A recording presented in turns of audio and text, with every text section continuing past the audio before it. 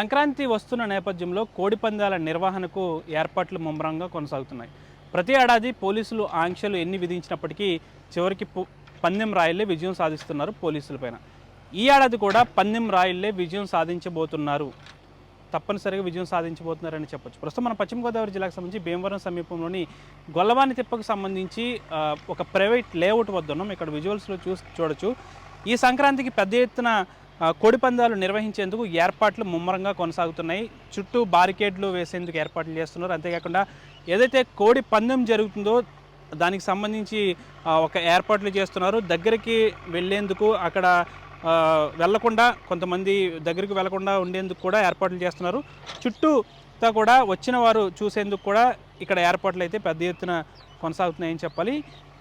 ఉభయ గోదావరి జిల్లాలో సంక్రాంతి అంటే కోడిపందాలకు పెద్ద ఎత్తున ఇతర రాష్ట్రాల నుంచి, ఇతర దేశాల నుంచి పెద్ద ఎత్తున ఇక్కడ చూసేందుకు, బెట్టింగ్ ఆడేందుకు వస్తూ ఉంటారు. కాబట్టి ఇక్కడ నిర్వాహకులు కూడా పెద్ద ఎత్తున అయితే ఈ కోడిపందాలు జరిపేందుకైతే ఏర్పాట్లు అయితే ముమ్మరంగా చేస్తున్నారు. గతంలో వెంపకు సంబంధించి కోడిపందాలు అనేవి పెద్ద ఎత్తున జరిగేవి. అయితే ఆ గ్రామానికి సంబంధించి కొన్ని ఫిర్యాదులు రావడంతో ఆ గ్రామంలో జరగాల్సిన కోడిపందాలు ఇప్పుడు ఇక్కడికి మార్చారు. ఇక్కడ కూడా ఈసారి పెద్ద ఎత్తున కోట్లాది రూపాయలు చేతులు మారే విధంగా కోడిపందాల్లో ఏర్పాట్లు అయితే చేస్తున్నారని మనం చెప్పుకోవచ్చు.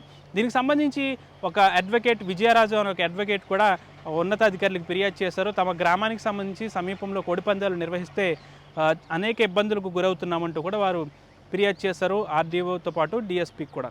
అయితే చూడాలి, ప్రతి ఏడాది పోలీసులు కోడిపందాలు నిర్వహిస్తే కఠిన చర్యలు తప్పవంటున్నారు. కాబట్టి అప్పుడు పందెం రాయిళ్ళు కనీసం పోలీసుల ఆంక్షలు కూడా పట్టించుకోవట్లేదు. కాబట్టి పందెం రాయిళ్ళే గెలుస్తున్నారనేది వాస్తవం. అయితే ఈ ఏడాది కూడా పందెం రాయిళ్ళే గెలుస్తారనే దాంట్లో ఎంతకైనా అతిశయోక్తి లేదని చెప్పాలి.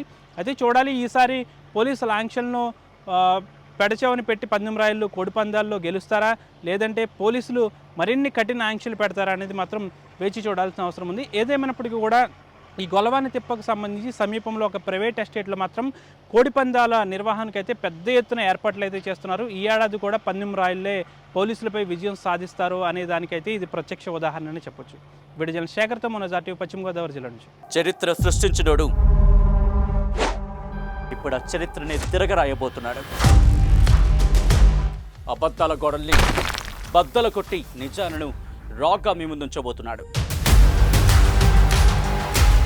నిజమైన వార్తల కోసం వెంటనే డౌన్లోడ్ చేసుకోండి రా యాప్ని.